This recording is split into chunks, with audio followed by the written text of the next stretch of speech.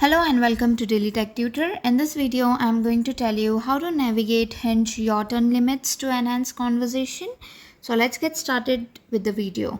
So basically what you need to do, you need to go to the chat section that you will see at the lower side. And here you will see your turn and their turn, two kind of options over here. So your turn limit is basically set up to 8. So if for example mine is 2, if you have more than 8, then you cannot have more conversation or more matches.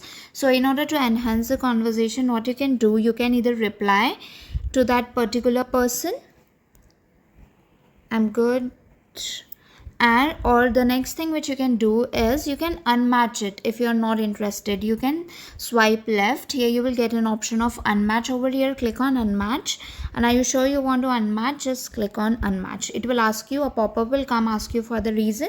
You can choose any kind of reason over here and then do this. So this is how you can enhance the conversation for your turn limits. If the tutorial was helpful, please like and subscribe.